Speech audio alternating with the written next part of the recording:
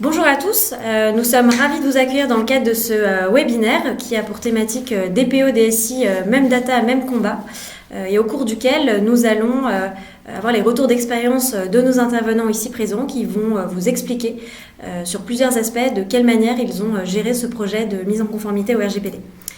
Mais tout d'abord, avant de commencer, un chiffre, 250 000 euros. 250 000 euros, c'est le montant de la dernière sanction qui a été infligée par la CNIL en coopération avec d'autres autorités de contrôle européennes à la société Spartoo, qui est spécialisée dans la vente de chaussures en ligne. La raison à cette sanction, plusieurs manquements. Le non-respect de la minimisation des données, un manquement à l'obligation d'information des personnes concernées, un manquement à la limitation de la durée de conservation et enfin l'absence de sécurité des données. Ces sanctions, qui sont de plus en plus infligées par la CNIL, nous montrent que l'actualité RGPD n'a jamais été aussi présente. Ce RGPD n'est pourtant pas une révolution, mais bien une évolution de la loi de 1978. Il harmonise la protection des données à l'échelle européenne. Il va concerner chaque structure à partir du moment où elle va traiter de la donnée personnelle. Il responsabilise les acteurs, qu'ils soient aussi bien responsables de traitement que sous-traitants, et leur impose de mettre en œuvre un certain nombre de procédures internes, de mécanismes qui vont permettre de démontrer le respect des règles relatives à la protection des données.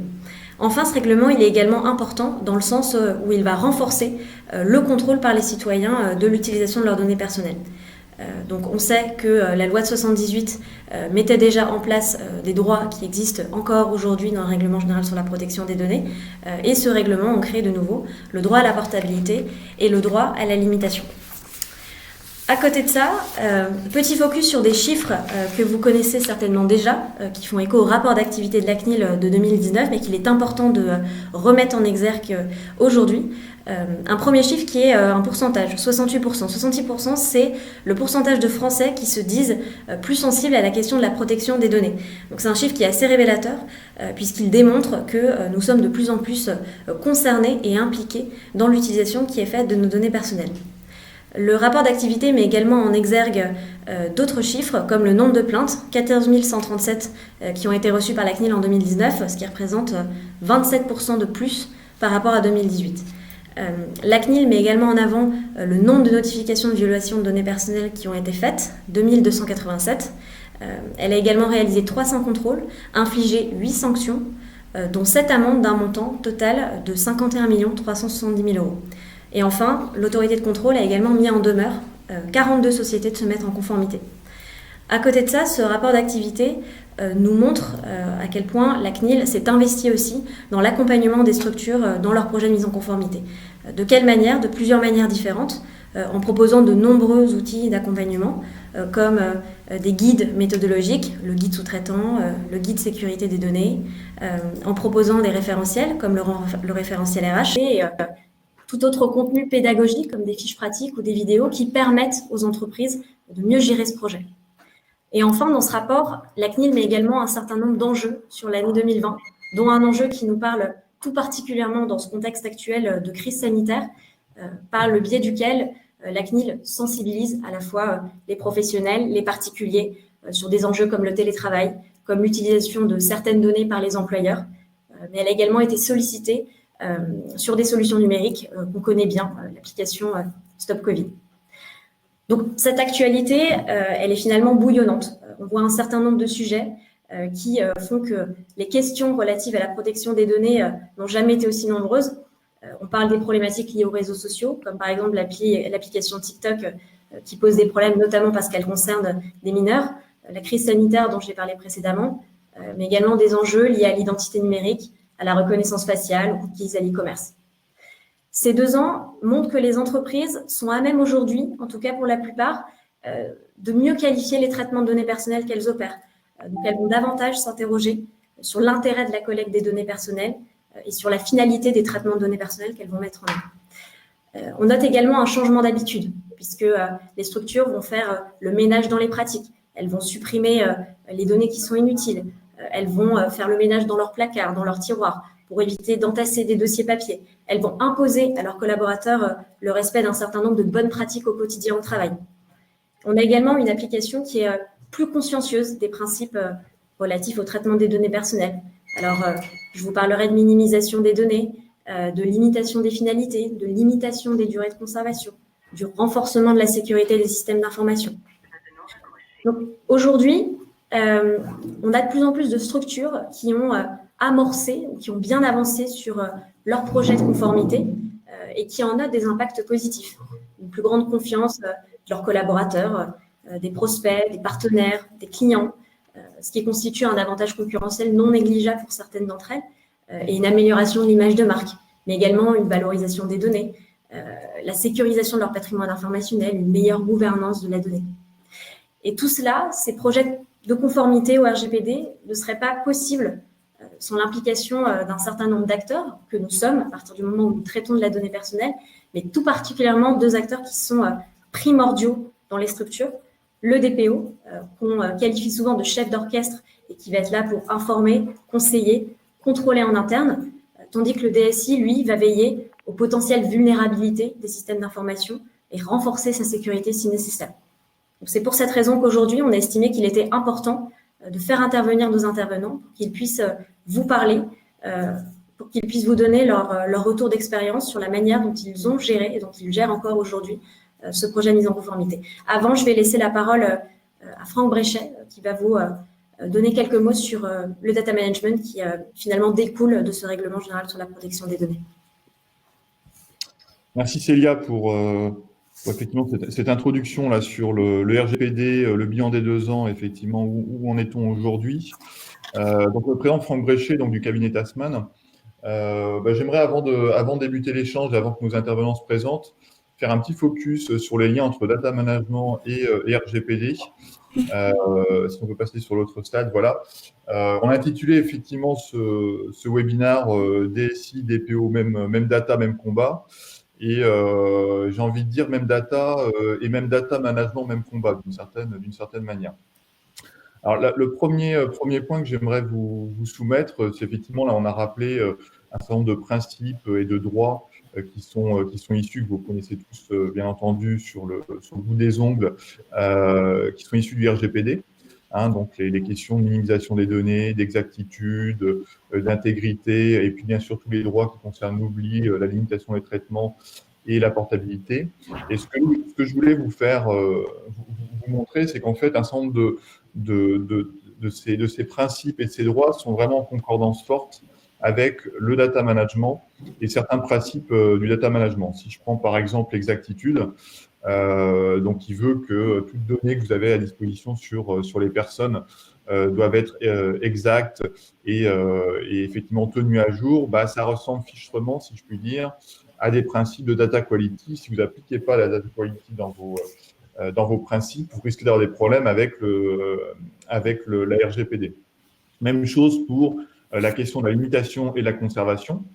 C'est vraiment un point qui est au cœur de ce qu'on appelle le cycle de vie des données, donc dans le cadre du data management. Vous avez tous entendu parler effectivement de politique d'archivage notamment. Ça veut dire que mettre en place une vraie politique en tout cas un vrai suivi du cycle de vie des données vous aidera à gérer cet aspect de limitation de la conservation. Minimisation des données, par exemple, qui vous impose à traiter des données uniquement en regard de finalité justifiée par rapport aux données personnelles, fait aussi écho dans le data management à tout ce qui correspond à la modélisation des données, le fait de mettre dans les modèles de données et dans les systèmes qui les supportent que des données qui concernent vos finalités en tant que traitement de données personnelles. Donc, vous voyez que quelque part, bien traiter du data management, c'est aussi interrelié avec ces principes qui sont écrits noir sur blanc dans le RGPD. Deuxième prochaine.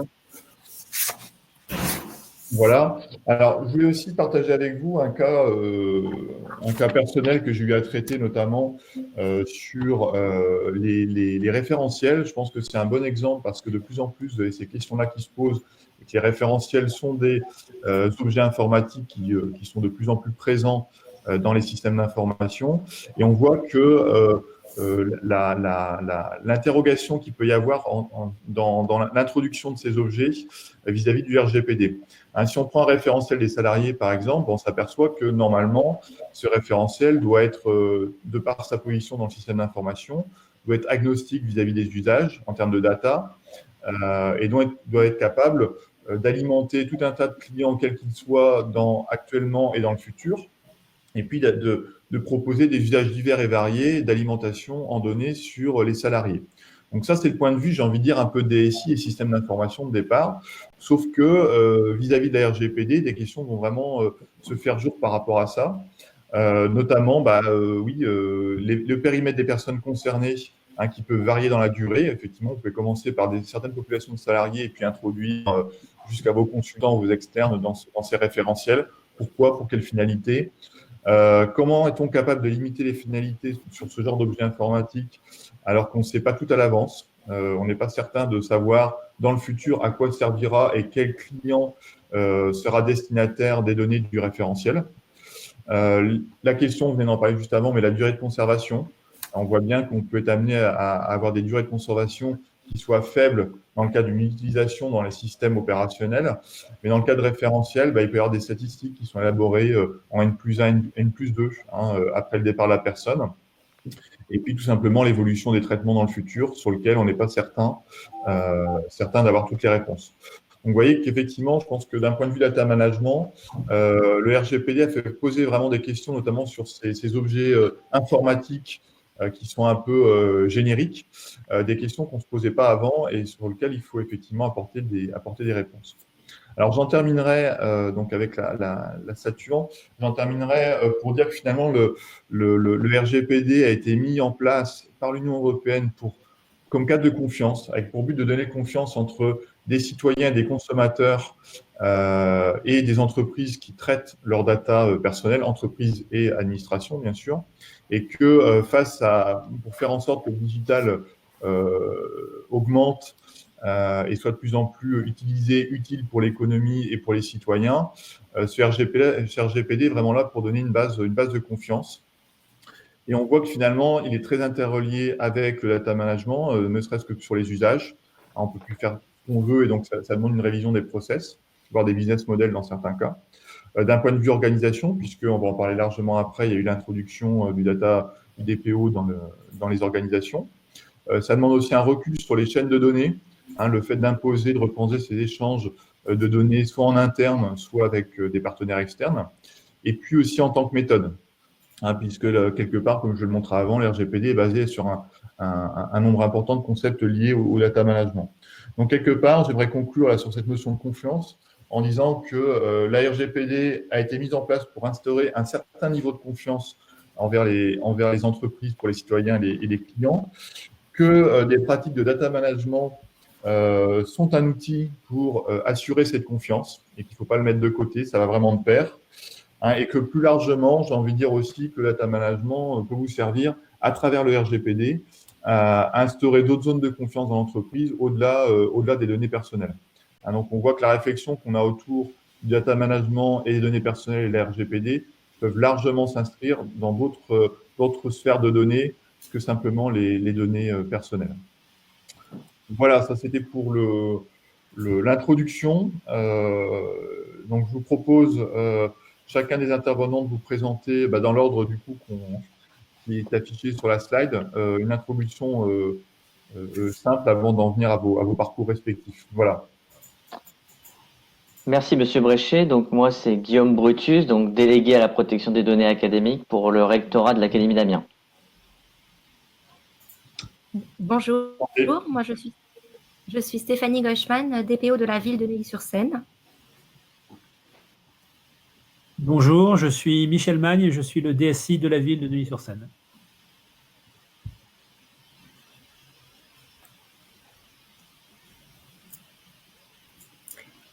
Ando, on ne vous entend pas. Bonjour, donc je suis Ando Rakotonirina et je suis le DSI de l'Office pour l'Office français de l'immigration et de l'intégration. Désolé pour le micro. Très bien, mais enchanté à tous. Donc, le premier point qu'on souhaitait effectivement évoquer avec vous, c'est votre parcours, la manière dont vous êtes arrivé sur le sujet de la RGPD, puisqu'effectivement, c'est un règlement qui a 2 ans et donc des fonctions qui sont toutes nouvelles dans l'entreprise. Donc, j'aimerais me tourner en priorité vers Stéphanie, donc de la mairie de Neuilly, pour vous demander, vous, votre expérience et votre recul par rapport aux données personnelles. Comment en êtes-vous venu à ce poste de DPO? Et est-ce que vous exerciez effectivement des fonctions en lien, au moins thématiquement parlant, avec la fonction que vous avez aujourd'hui? Alors non, effectivement, je n'exerçais pas de fonction en lien avec les fonctions de DPO précédemment. D'accord. Pour tout vous dire, en mai 2018, je ne connaissais rien du tout, même à la protection des données. Et le DSI m'a proposé de devenir DPO, puisque je travaillais avec la DSI de façon récurrente sur tout ce qui était dématérialisation de chaînes RH. Donc voilà, j'avais une expérience RH, une expérience en service environnement, une expérience qualité acquise précédemment dans d'autres fonctions. Mais en termes de protection des données, non, je ne connaissais rien. Donc, une expérience à la fois sur des données RH, donc personnelles déjà quand même, et puis, je veux dire, en qualité énorme, hein, si je comprends bien, du côté environnemental. En qualité et en gestion de projet. Mon expérience était plus basée sur la gestion de projet, principalement. Très bien. Et du coup, vous avez réussi à vous former par quel biais sur ce poste de DPO? Qu'est-ce qui vous a aidé à monter en compétence sur ce sujet? Alors, je suis montée en compétence par diverses petites formations, par des cabinets d'avocats principalement. D'accord. Puis ensuite, par l'acquisition de tout ce que j'ai pu visionner et assister. On a aussi adhéré à la FCDP, ce qui m'a permis aussi d'avoir pas mal de retours d'expérience. Très bien. Alors moi, je vais me tourner du coup du côté DSI, puisqu'effectivement, là aussi, la DSI a dû se mettre sur ce sujet. Et donc, du côté de Michel Mann, pour lui demander effectivement comment vous avez pu monter en compétence sur ce sujet de votre côté. Alors forcément, vous avez staffé le poste de DPO, mais à côté de ce poste-là, qu'est-ce qui a fait que vous avez monté en compétence sur ce sujet des données personnelles? Alors en fait, au niveau de la DSI, on avait déjà un SIL donc, qui suivait déjà toutes les déclarations auprès de la CNIL. Donc en fait, nous, on s'est juste adapté aux nouvelles exigences de la RGPD, tout en vérifiant un certain nombre d'éléments complémentaires. Donc, tout ça a été un peu plus structuré. On est rentré plus dans le détail avec l'arrivée de la RGPD. Et ça nous a permis aussi de commencer à croiser des informations avec le métier et de définir des référents métiers qui de plus en plus prennent la main sur la responsabilité des traitements qui sont faits au sein de leurs diverses directions. D'accord, très bien. Est-ce que c'est un parcours que de votre côté, Ando, vous corroborez, ou est-ce que vous avez eu une montée en compétence sur le sujet un peu différente, vous, du côté de l'Académie d'Amiens? Elle est un petit peu différente parce que l'OFI a encore dans ses missions un accueil public.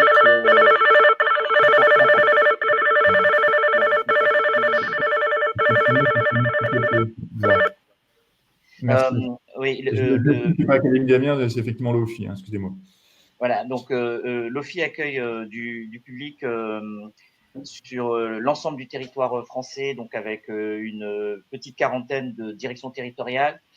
Et donc, comme effectivement il y avait la mise en place du RGPD en 2018, en mai 2018, on savait que les associations des usagers allaient être extrêmement attentives à la mise en place donc de ces mesures de protection des données personnelles des étrangers en France. Donc, du coup, il a fallu qu'on se mette vraiment en ordre de marche pour en tout cas être prêt et être conforme aux droits des usagers. Voilà. Très bien.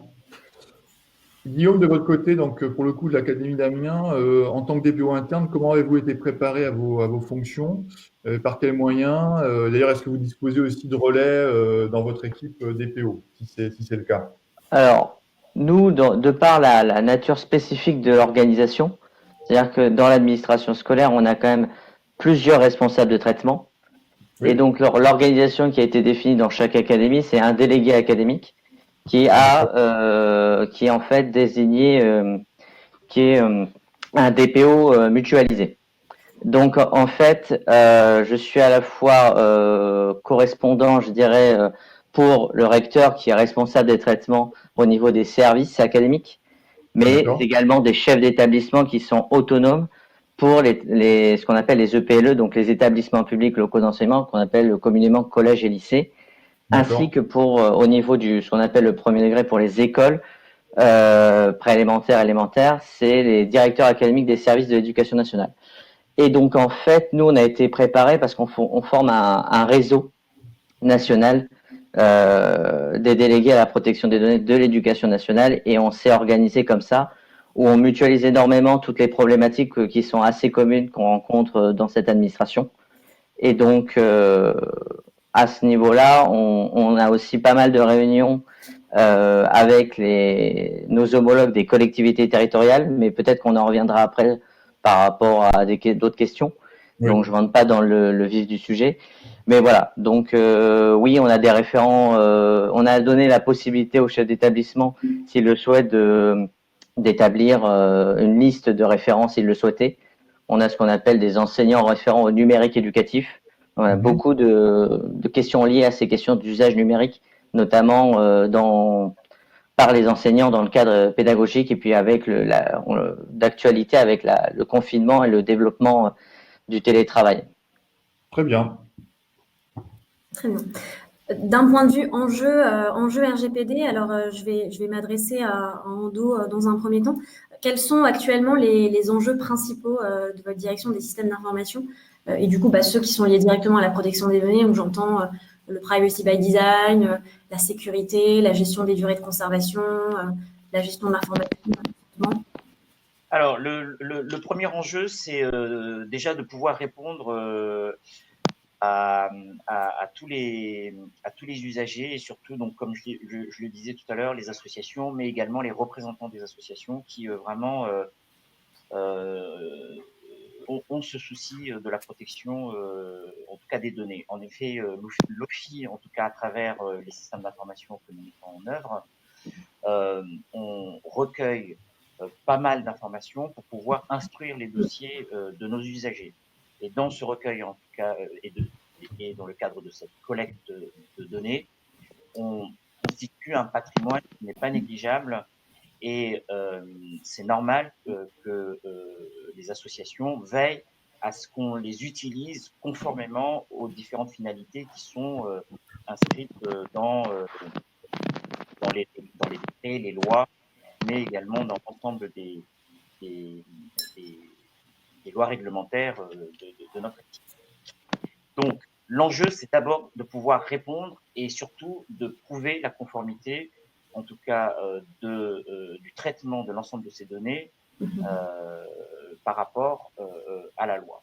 Ça, c'est vraiment le premier enjeu. Le deuxième, c'est bien entendu de sécuriser, de pouvoir en tout cas sécuriser un maximum tous les systèmes d'information, donc les applications, mais également les échanges que nous faisons à l'intérieur de notre établissement, des données, les échanges de données personnelles. Il faut qu'on structure davantage, il a fallu qu'on structure davantage, il a fallu qu'on soit soucieux également des durées de conservation, et pour cela, on a mis en place un certain nombre de mesures informatiques pour que tout l'établissement puisse, en tout cas, respecter les exigences en matière de RGPD. Voilà, c'est les deux grands enjeux que nous menons depuis 2017, très exactement. D'accord, très bien. Et de votre côté, Michel, est-ce que vous êtes sur des enjeux prioritaires qui sont similaires, ou est-ce que, justement, de votre côté, vous avez des enjeux différents, où vous avez mis le curseur des priorités de façon un peu différente? Non, on est sensible bien évidemment donc à cette surveillance en termes de sécurité de données. En plus, on traite quand même beaucoup d'éléments divers et variés dont on doit avoir la maîtrise. Il y a une vraie prise en considération, une sensibilisation qui est faite auprès des directions métiers pour l'utilisation donc des données personnelles ou sensibles, qui est relayée par Stéphanie, et donc au travers des différentes réunions qu'elle mène auprès des référents métiers. À aujourd'hui, je dirais que, étant donné qu'on a énormément d'applications métiers, puisqu'on traite quand même beaucoup de sujets, donc ces applications sont assez monolithiques, donc elles ne discutent pas entre elles, donc on maîtrise donc le traitement de ces données. Viendra demain des sujets beaucoup plus délicats, tels que ça a été exposé tout à l'heure, notamment sur les référentiels, où là, donc la DSI va jouer un rôle important en termes de surveillance, justement, de la finalité des données qu'on mettra dans le cadre de ce référentiel et des utilisations qui seront faites. D'accord, ok. Euh, et en termes d'implémentation de ces pratiques, alors je suppose que ça n'a pas été simple de les introduire justement, enfin d'introduire ces enjeux dans vos pratiques DSI. Est-ce que vous pouvez nous en dire un peu plus sur la manière dont vous êtes organisé, dont vous avez sensibilisé vos équipes? Alors, comme je le disais tout à l'heure, hein, donc nous, ce n'est qu'une continuité par rapport à ce qui existait précédemment. La seule chose que l'on a mis en pratique, c'est que maintenant, chaque nouveau projet intègre donc ce RGPD avec une vérification qui est faite aussi bien côté DSI, mais aussi côté DPO avec Stéphanie.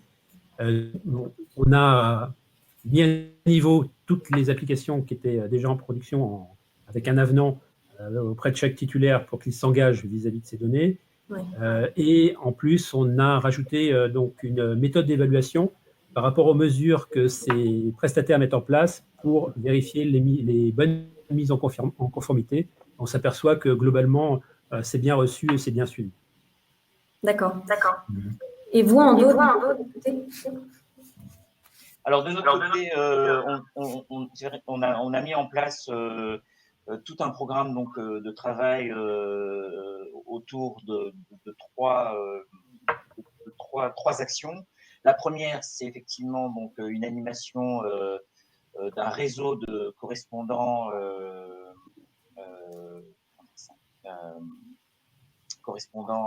pas informatiques, mais des correspondants en région RGPD, si vous voulez. En fait, donc on anime un réseau pour les sensibiliser donc à toutes ces questions de protection des données personnelles. On met également en place, il y a également eu un gros travail autour du registre des traitements. Là, nous sommes en train de finaliser avec l'acquisition d'un système qui permettra directement aux usagers de nous interpeller et également de faire des demandes de modification de leurs données. Et puis, il y a un troisième chantier qu'on a mis en place, c'est le travail avec les sous-traitants, puisque nous avons beaucoup de prestataires, qui mettent en œuvre nos applications, qui les développent, qui les maintiennent, qui les exploitent. On a beaucoup de prestataires également qui nous accompagnent avec des sous-traitants. Et c'est vrai que c'est une vraie problématique aujourd'hui parce que les contrats ne sont pas du tout élaborés. Enfin, on a des contrats d'avant 2018 qui ne prenaient absolument pas en compte, en tout cas, ces éléments-là, notamment en termes de destruction des données une fois que la prestation est terminée.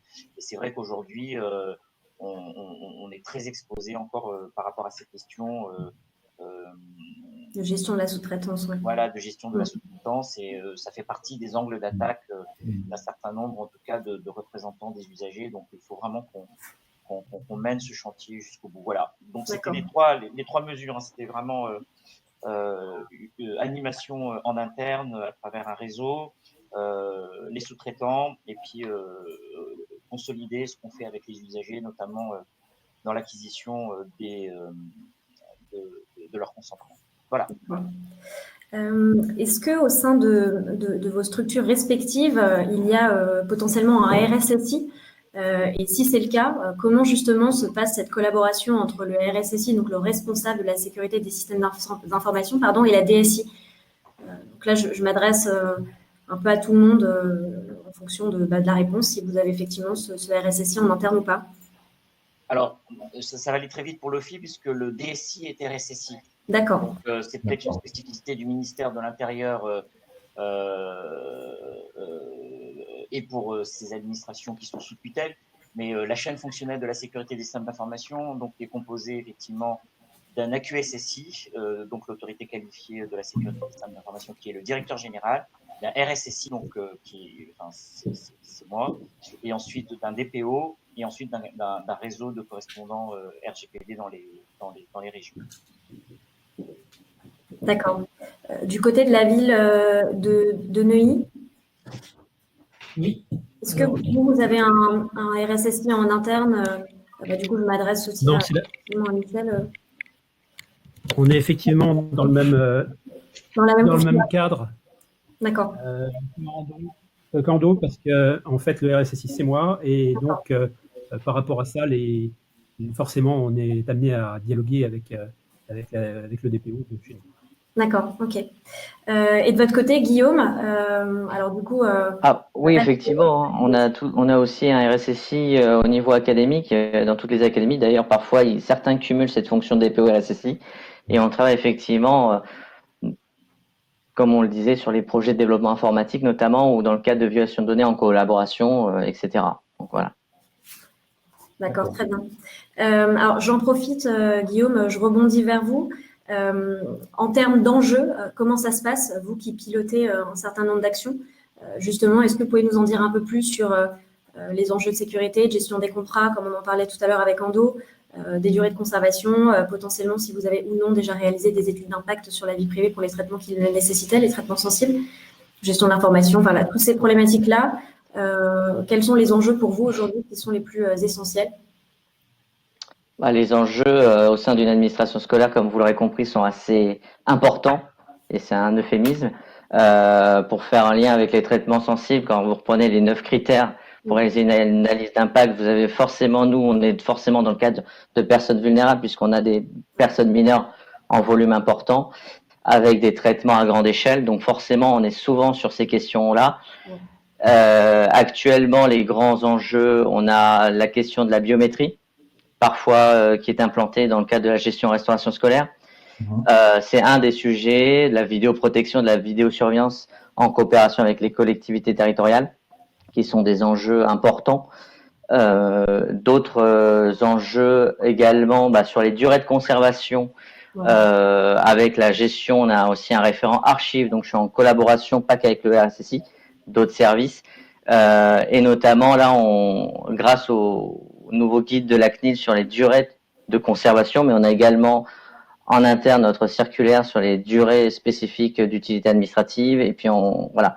Donc il y a une gestion importante, une formation, une sensibilisation à la fois au niveau des services, mais au niveau des établissements scolaires, qui doit être réactualisée en permanence, et avec une priorisation des actions.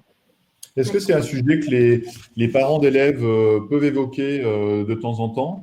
Et si oui, sur quel sujet les interroge les plus? Est-ce que c'est des remontées que vous avez de la part des parents d'élèves? On a, en termes, si vous êtes, oui, alors on a des remontées, il y a beaucoup d'interrogations, notamment, paradoxalement, la question de la transparence sur les traitements apporte plus d'inquiétude au départ par une méconnaissance de la réglementation. Et donc, il y a un vrai travail de pédagogie où on essaye, avec notamment notre réseau, puis les directions de communication, à faire peut-être des infographies ou une communication adaptée pour rendre, comment dirais-je, une réglementation technique qui peut parfois, avec des gros mots, du vocabulaire assez technique, juridique, qui ne sont pas maîtrisés, faire peur. Et on a aussi pas mal de questions en lien avec tout ce qui est projet pédagogique, par exemple. D'accord.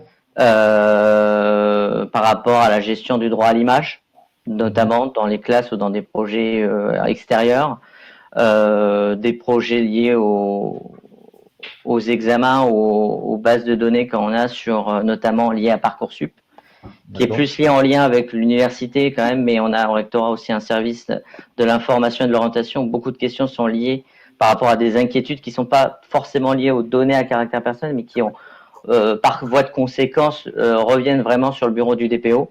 Et donc, il y a un vrai travail en lien avec les services sur ces questions-là. D'accord. Que peut-être le Covid a renforcé en termes de questionnement aussi. Je ne sais pas si vous avez vu aussi cet effet du Covid dans les questions qui sont remontées potentiellement avec l'équipement Alors, par rapport aux usages du numérique, oui, j'avais fait un bref aparté là-dessus.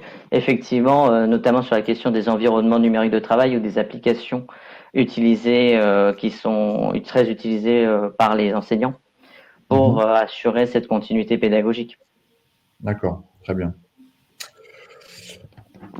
Si je me tourne vers Stéphanie, donc pour la mairie de Neuilly, de votre point de vue, quand vous échangez avec les métiers, quelle est votre manière d'être bien entendu sur les questions du RGPD vis-à-vis des métiers? Est-ce que c'est eux qui sont moteurs ou est-ce que c'est vous qui, quelque part, êtes plus souvent à la manœuvre? Quelle manière vous avez de les convaincre et de communiquer avec eux? Alors, Voilà. oui, alors à la ville de Neuilly-sur-Seine, on a décidé de nommer dans chaque direction un référent RGPD. Mhm. On a 25 référents RGPD qui ont ensuite été formés à la réglementation, donc D'accord. une formation intense. Donc je pense qu'ils ont bien pris en compte les enjeux sur l'ensemble des traitements, sachant qu'on a quand même aussi beaucoup de traitements sensibles. On a Oui. des traitements des mineurs, on a un CCAS, donc on a pas mal de traitements qui sont assez particuliers. Et l'ensemble des référents s'impliquent dans aussi bien la mise à jour du registre que les études d'impact qu'on a commencé à mener aussi. Voilà, tout est bien pris sérieusement par ces référents. Ensuite, on s'appuie aussi en interne sur les services compétents, sur le service juridique pour tout ce qui est avenant et qui concerne les sous-traitances, sur les services archi-documentation pour tout ce qui est durée de conservation. Voilà, on travaille vraiment en transversal avec l'ensemble des services et des directions, de façon à être un appui aux directions métiers. Très bien. Et je suppose, Stéphanie, je rebondis sur la question de Franck. C'est vous qui avez mené des formations et des sensibilisations pour justement les préparer à tout ce travail qui justement s'imbrique dans leurs fonctions respectives? Les deux, on les a fait former par un cabinet d'avocats au départ, et ensuite je les réunis régulièrement de façon à aborder des thématiques qui sont celles que l'on suit dans notre plan d'action.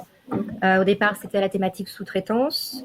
Là, on aborde la thématique durée de conservation. Donc voilà, c'est les deux. Au départ, c'était une formation extérieure, et ensuite, dans la continuité, c'est moi qui les réunis et qui remonte les problématiques. D'accord.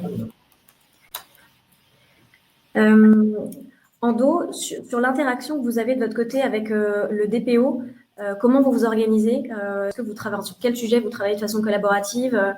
Comment ça se passe en interne? Alors, l'organisation qu'on a mis en place, en fait, elle s'est faite en 2 étapes. On a eu un premier DPO donc en 2017 et 2018, et à la fin de 2018, ce DPO donc est parti.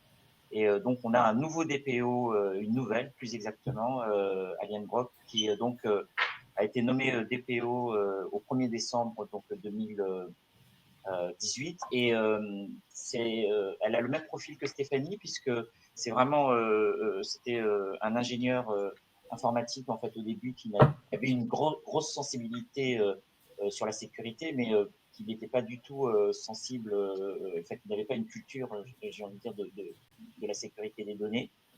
Et donc, on s'est fait accompagner par un prestataire pour qu'elle soit entourée d'experts DPO.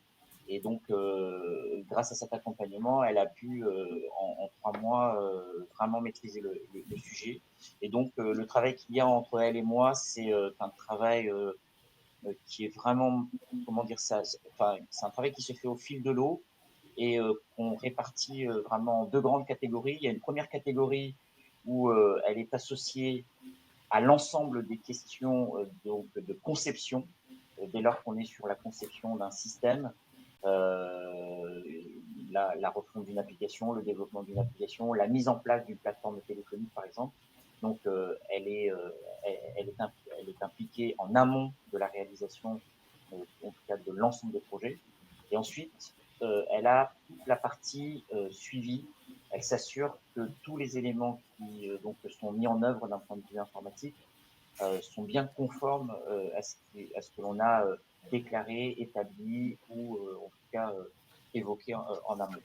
Donc elle a vraiment un travail de suivi, elle a un travail de veille et elle a également un travail en tout cas elle participe énormément à toutes les phases en tout cas de conception avant la réalisation des applications. Et maintenant on l'intègre beaucoup dans la gestion de contrats.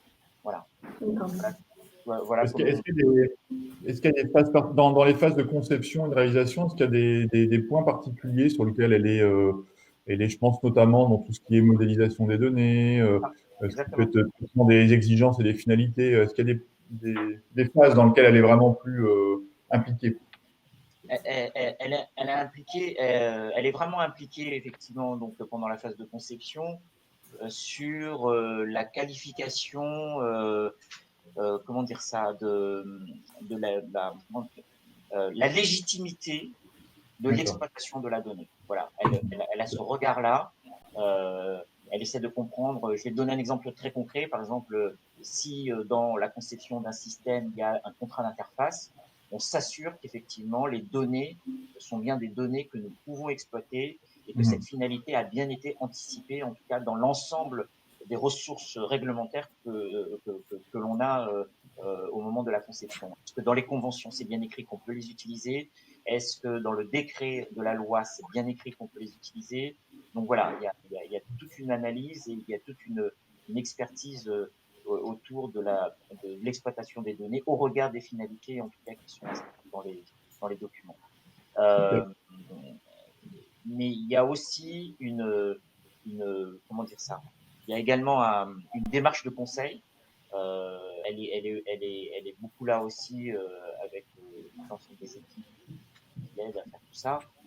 Elle est là aussi pour nous conseiller, pour dire voilà, ce serait bien de mettre à jour la convention parce que ça prend pas beaucoup de temps. C'est beaucoup plus simple de partir sur la voie de la mise à jour d'une convention, par exemple, pour pouvoir faire en sorte d'avoir l'application la plus optimale possible.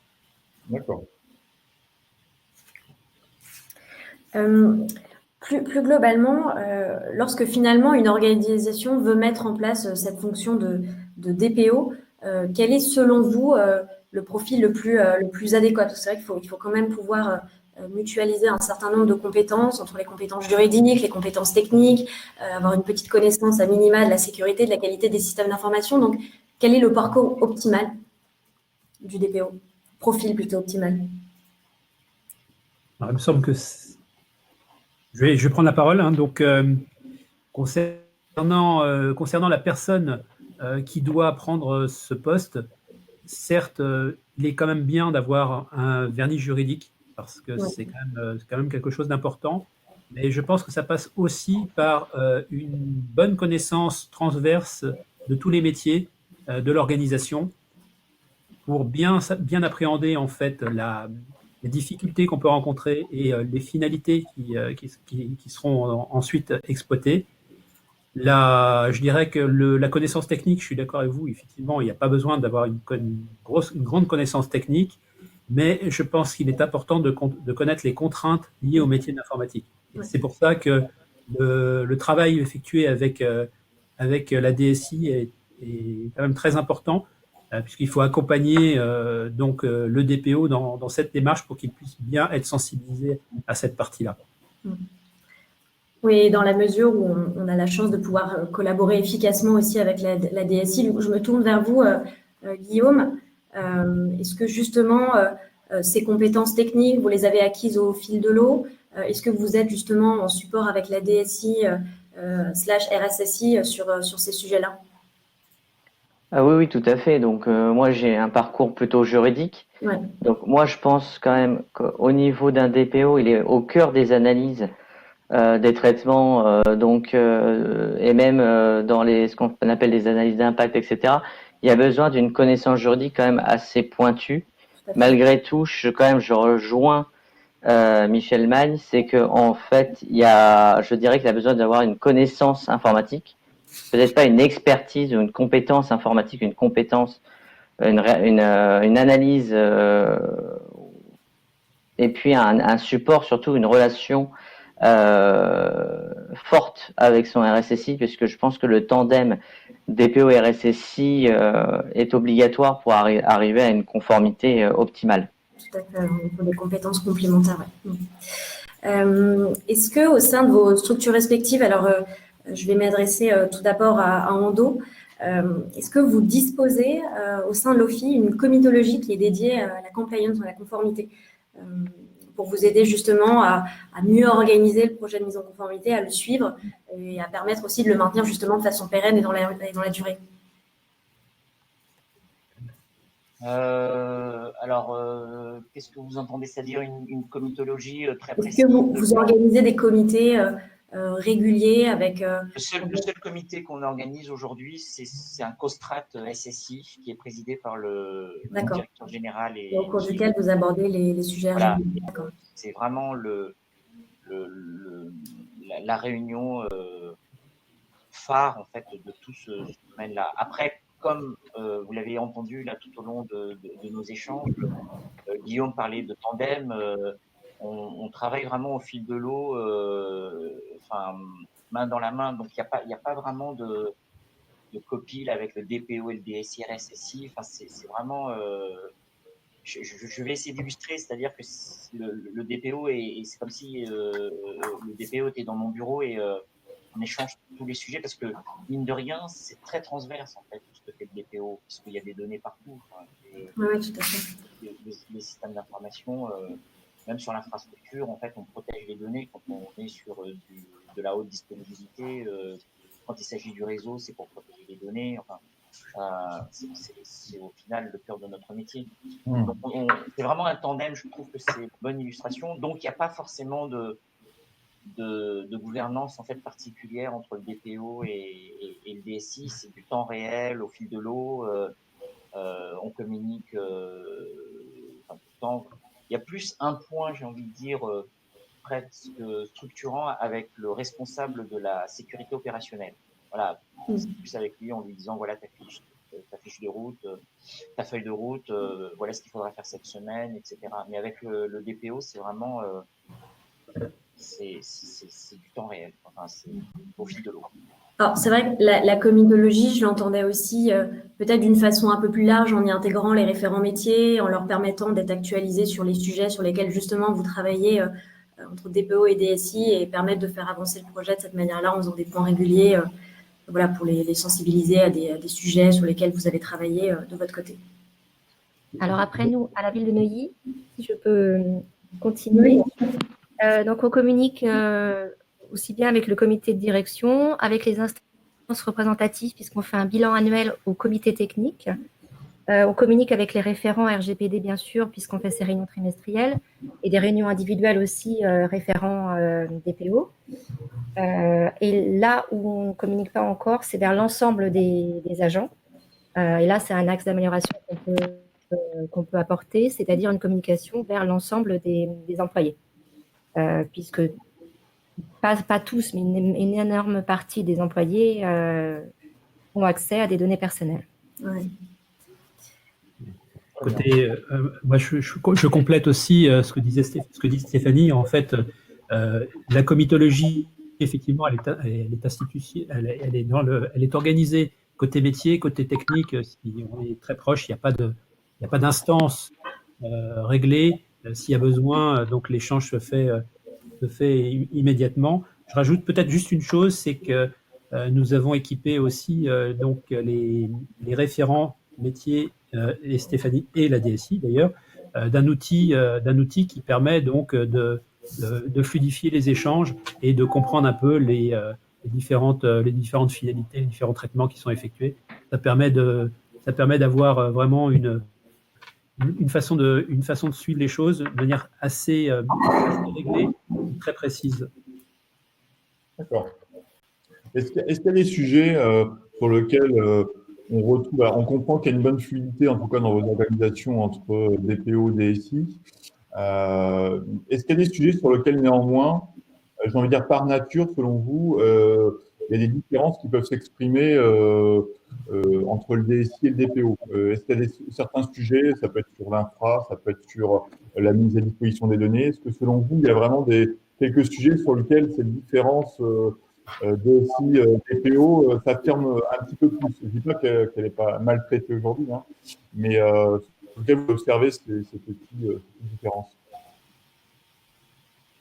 Alors, concernant l'infrastructure, c'est sûr que là, ça ne va pas toucher directement la DPO chez nous. Maintenant, tout nouveau projet passe systématiquement par le DPO. Toute nouvelle évolution passe systématiquement par le DPO. Donc, il y a un vrai dialogue sur ce sujet-là. Après, il y a des sujets peut-être plus particuliers, notamment sur la donnée et puis l'archivage légal qui se fait en parallèle avec les métiers. Mais quoi qu'il en soit, au final, comme on utilise un outil, l'outil est disponible pour tous les référents et notamment le DPO pour qu'ils puissent suivre si éventuellement il y avait donc un manque de notre côté dans cet outil. Très bien. Alors, on a un certain nombre de petites questions parce que je vois l'heure tourner. Il est déjà 12h54. On a des questions de nos participants qui sera intéressant de vous soumettre. Première question qui est spécifiquement destinée à la ville de Neuilly. À qui est rattachée la DPO? Est-ce qu'elle est rattachée, donc vous Stéphanie, est-ce que vous êtes rattachée à la DSI, à la direction générale? À la direction générale. Dans la lettre de mission, en fait, il a été écrit que le DPO était rattaché à la direction générale. D'accord. Autre question, comment, en tant que structure publique, vous abordez l'invalidation du Privacy Shield? Je veux bien répondre. Nous, ça a une conséquence importante, comme je vous le disais, avec la question des usages du numérique éducatif. Il faut savoir que nous travaillons au niveau national sur un code de conduite pour essayer de pallier cette incertitude et cette conséquence des transferts illégaux. On étudie, on regarde attentivement ce que publiera et ce que publient notamment les autorités de régulation, notamment la CNIL et puis le Comité européen de la protection des données, mais également donc on est clair qu'on est vigilant dans nos contrats de sous-traitance et dans nos audits aussi vis-à-vis de nos partenaires. Et on fait une communication, une sensibilisation des responsables de traitement sur ces questions-là. Très bien. Est-ce qu'on a d'autres retours sur cette invalidation? On a d'autres questions à vous soumettre, si ce n'est pas le cas. Et ben on poursuit. On a une autre question. Alors, il y a une participante qui nous demande si vous considérez que le cumul des fonctions conserve l'indépendance justement de ces deux fonctions, RSSI, DSI et à côté des DPO. La question, c'est de savoir est-ce qu'on peut être DPO et RSSI? Oui, c'est ça, par exemple, ouais. D'accord. À l'inverse, DSI et DPO. Si on peut à la fois être un DPO DSI ou bien un RSSI DSI. Je sais que j'ai certains homologues qui sont à la fois RSSI et DPO. Ça leur pose pas de contraintes particulières, mais ils sont pas rattachés à la DSI. Oui. Donc c'est peut-être sur cela que ça se joue, mais j'avoue qu'en tant que DPO, sans cumuler de fonctions, j'ai pas exactement un avis spécifique sur la question. Très bien. Du côté d'Ando ou de Michel, peut-être un... Alors, il faut vraiment avoir en tête la nature des activités et du travail en fait qu'il y a derrière. RSSI et DSI, on fixe des orientations stratégiques et puis on construit un cadre. DPO ou responsable de la sécurité opérationnelle, enfin, je veux dire, c'est un travail très opérationnel à plein temps. Enfin, on est sollicité, on est dans l'obligation de mettre en place une boîte mail où les gens peuvent nous saisir. Cumuler RSSI et DPO, c'est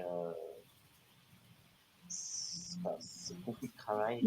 Si on veut pas dégrader la qualité de travail d'un DPO et d'un RSSI, idéalement, il faudrait laisser pas. Ouais. Oui, je suis aussi d'accord, hein. Je pense il faut dissocier les deux. Ça n'empêche pas qu'ils doivent travailler en étroite collaboration. Mais ce sont deux métiers qui, pour moi, sont quand même différents et qui nécessitent déjà un emploi du temps assez chargé. Donc, je pense que chaque personne a son rôle, un rôle de RSSI, un rôle de DPO. Je pense que c'est bien comme ça. Merci beaucoup. Dernière question. Alors, on a un participant qui nous indique qu'un DPO peut parfois remonter effectivement à la DSI des besoins, comme par exemple l'implémentation de nouvelles solutions. Et c'est vrai que cela peut potentiellement être compliqué pour la DSI de prendre en compte ces besoins dans son plan d'action. Donc, comment la DSI peut prendre en compte ces demandes sans pour autant bouleverser effectivement ce plan d'action? Est-ce que c'est comment vous l'abordez?